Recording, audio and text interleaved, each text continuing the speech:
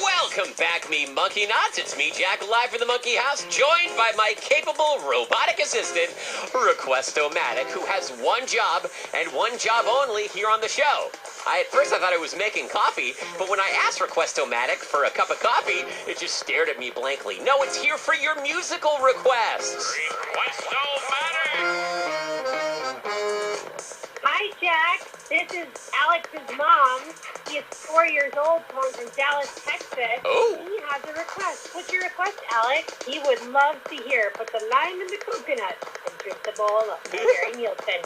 If you have time today, we love your show, Jack. Thanks so much. Bye.